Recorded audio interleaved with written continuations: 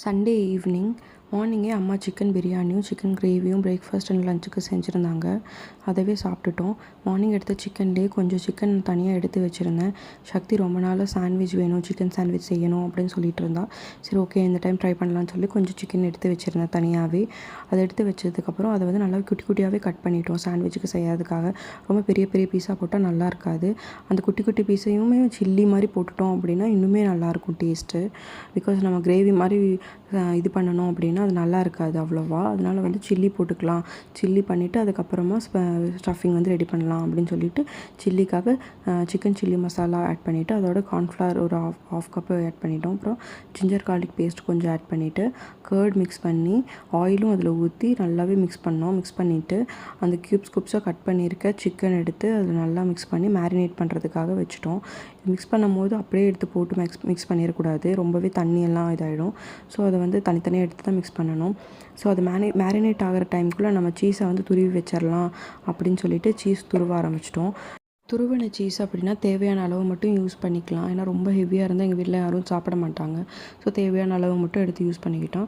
அதுக்கப்புறம் இருக்கிற bread, sandwich bread எடுத்து கார்னர்ஸ் எல்லாம் கட் பண்ணி வச்சுட்டோம். கார்னர்ஸ் எல்லாம் கட் பண்ணதுக்கப்புறம் ஆனியன் போட்டால் இந்த ஸ்டஃபிங்க்கு வந்து நல்லாயிருக்கும். ஸோ ஆனியனை வந்து குட்டி குட்டியாக கட் பண்ணோம். பெரிய வெங்காயத்தை ரொம்ப குட்டி குட்டியாக கட் பண்ணிவிட்டு அதை வந்து இந்த ஸ்டஃபிங்கில் சேர்த்துக்கலாம் அப்படின்னு சொல்லிட்டு கொஞ்சமாக ஆயில் ஆட் பண்ணிவிட்டு கட் பண்ணி வச்சுருக்க ஆனியன் எடுத்து நல்லாவே ஃப்ரை பண்ணணும். கோல்டன் ப்ரௌன் ஆகிற வரைக்கும் ஃப்ரை பண்ணிவிட்டு அதுக்கப்புறமா சில்லி பண்ணி வச்சுருக்கிறத எடுத்து அதில் ஆட் பண்ணிக்கணும். ஆட் பண்ணிட்டு நல்லாவே ஃப்ரை பண்ணணும். அதையும் ஒரு 1 மினிட் நல்லாவே ஃப்ரை பண்ணிவிட்டு அதுக்கப்புறமா ஒரு 2 ஸ்பூன் டொமேட்டோ கெச்சப் எடுத்துக்கோங்க. அதுக்கப்புறமா சில்லி பவுடர் போட்டுக்கோங்க. சில்லி பவுடர் போட்டுட்டு நல்லாவே ஃப்ரை பண்ணணும். ஒரு 1 மினிட்டுக்கு அந்த மசாலா ஸ்மெல் போகிற மாதிரி ஃப்ரை பண்ணிவிட்டு அதுக்கப்புறமா டொமேட்டோ கெச்சப் எடுத்துக்கோங்க. ஒரு 2 டேபிள் ஸ்பூன் டொமேட்டோ கெச்சப் போட்டுக்கோங்க. போட்டுட்டு அதுக்கப்புறம் நல்லா தாளித்ததுக்கப்புறமா சோயா சாஸும் ஊற்றணும். அது வந்துட்டு ஒரு 1/2 டேபிள் ஸ்பூன் ஊற்றிங்கன்னா போதும். சோயா சாஸ் ரொம்ப ஊற்றிடக்கூடாது. அதுக்கப்புறமா சால்ட்டை ஆட் பண்ணிக்கணும். கொஞ்சம் தேவையான அளவுக்கு சால்ட் ஆட் பண்ணிவிட்டு அதுக்கப்புறம் அதை வந்துட்டு ஒரு வெசலில் மாற்றி வச்சதுக்கப்புறம் மயோனஸ் எடுத்து மிக்ஸ் பண்ணிக்கணும். தேவையான அளவுக்கு மயோனஸ், எந்த அளவுக்கு உங்களுக்கு ஸ்டஃபிங் வேணுமோ அந்த அளவுக்கு மயோனஸ் மிக்ஸ் பண்ணிக்கணும். ரொம்பவே கம்மியாக ஆட் பண்ணிட்டீங்கன்னா ரொம்ப கெட்டியாக இருக்கும். ஸோ அது அவ்வளோ ஸ்ப்ரெட் பண்ண முடியாது. கொஞ்சம் சாலிடாக இருக்க மாதிரி மிக்ஸ் பண்ணிக்கோங்க. மிக்ஸ் பண்ணிவிட்டு அது கூட கொத்தமல்லி தழையும் கொஞ்சம் போட்டு நல்லா மிக்ஸ் பண்ணிடுங்க. அதுக்கப்புறம் எட்ஜஸ் கட் பண்ணி வச்சுருக்க ப்ரெட் எடுத்து ஒரு ப்ரெட்டோட ஒரு சைடில் வந்துட்டு மயோனஸையும் இன்னொரு ப்ரெட்டோட ஒரு சைடில் வந்து கெச்சப்பையும் ஸ்ப்ரெட் பண்ணிக்கோங்க. க்ரீன் சட்னி இருந்தால் க்ரீன் சட்னியும் ஸ்ப்ரெட் பண்ணலாம். பட் எங்கிட்ட இல்லை, அதனால இதை ஸ்ப்ரெட் பண்ணியிருக்கேன்.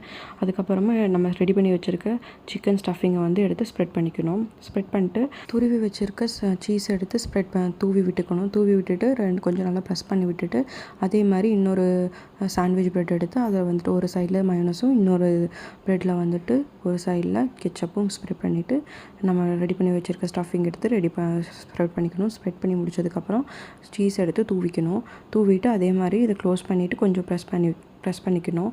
ப்ரெஸ் பண்ணிவிட்டு அதுக்கப்புறமா ஒரு சைடில் வந்து பட்டர் ஸ்ப்ரெட் பண்ணிக்கணும். அதுக்கப்புறம் தவாவில் போட்டதுக்கப்புறமா வந்து இன்னொரு சைடு ஸ்ப்ரெட் பண்ணால் போதும். நல்லா 2 சைடுமே டோஸ்ட் ஆகிற வரைக்கும் வெயிட் பண்ணணும். அது வந்து எப்படியும் ஒரு சைடுக்கு வந்து ஒரு 1-2 மினிட்ஸ் ஆகும். நல்லாவே கொஞ்சம் ரோஸ்ட் ஆனதுக்கப்புறமா லைட்டாக ஓப்பன் பண்ணி பார்க்கணும். ஓப்பன் பண்ணி பார்க்கும்போது வந்துட்டு சீஸ் வந்து நல்லாவே மெல்ட் ஆகிருக்கா இல்லையா அப்படின்னு சொல்லி செக் பண்ணிக்கணும். சீஸ் மெல்ட் ஆகிடுச்சு அப்படின்னா 2 ப்ரெட்டும் வந்துட்டு பிரிஞ்சு வராது, ஸ்டஃபிங்கும் வெளியே வராது, ஒன்றா செட் ஆகிடும். இன்கேஸ் சீஸ் வந்து மெல்ட் ஆகலை அப்படின்னா வந்துட்டு நல்லாவே அது பிரிஞ்சு வந்துடும் எடுக்கும் போதே.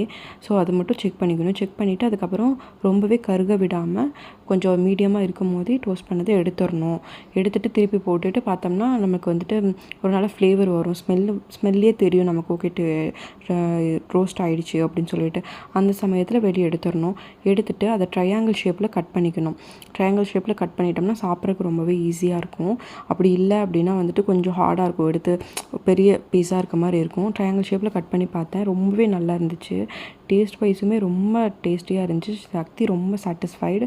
நீங்களும் இதை வீட்டில் ட்ரை பண்ணி பார்த்துட்டு சொல்லுங்கள் கமெண்ட்டில் எப்படி இருக்குது அப்படின்னு சொல்லிட்டு. அண்ட் லைக் பண்ணிக்கோங்க, சப்ஸ்கிரைப் பண்ணிக்கோங்க. Thank you friends.